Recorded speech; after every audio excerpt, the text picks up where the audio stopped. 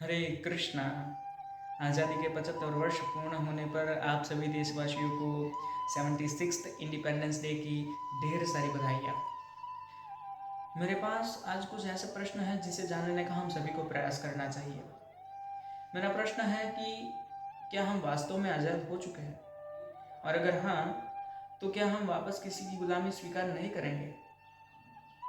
क्या ज़मीन का एक टुकड़ा आज़ाद हो जाने पर, एक देश आज़ाद हो जाने पर वहाँ पर रहने वाले लोग भी आज़ाद हो जाते हैं क्या? तो इनके बारे में जानने का प्रयास करेंगे हम। आज हम देखते हैं हमारे देश के अंदर कई सारी ऐसी जगह हैं जहाँ पर लोगों का शोषण होता है, महिलाओं के साथ दुराचार होते हैं। साथ ही साथ आज का जो युवान है वो नशे के अधीन है, anxiety, stress, depression, weak will power, इन सभी का शिकार बने हुए हैं। हमारे किसानों को आत्महत्या करनी पड़ रही है।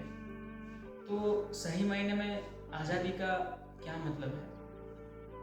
हम उत्सव तो मनाते हैं आज़ादी का, लेकिन हम आज़ाद अभी भी नहीं हुए हैं। हमारा देश भले ही आज़ाद हो चुका है, लेकिन हम आज़ाद नहीं हुए हैं।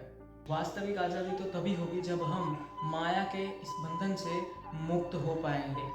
वास्तविक आज़ादी तो तभी होगी जब 84 लाख योनियों के चक्र में से हम बाहर निकल पाएंगे। वास्तविक आज़ादी तो तभी होगी जब जन्म, मृत्यु, जरा यानी कि बुढ़ापा और व्याधि यानी कि अलग अलग बीमारियों से मुक्ति पा सकेंगे।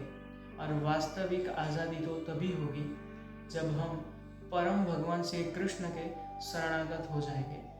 भगवान भगवत गीता में बताते हैं कि प्रकृति के 3 गुणों वाली इस मेरी देवी शक्ति को पार कर पाना कठिन है, किंतु जो मेरे शरणागत होता है वे सरलता से इसे पार कर सकता है। तो आज़ादी के इस पावन अवसर पर देश के साथ साथ वहाँ पर रहने वाला इंसान भी आज़ाद होना चाहिए।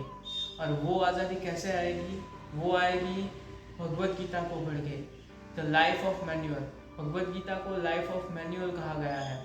तो हमें चाहिए कि हम अपने जीवन में भगवत गीता के सिद्धांतों को उतारें और अपने जीवन को सार्थक बनाएं।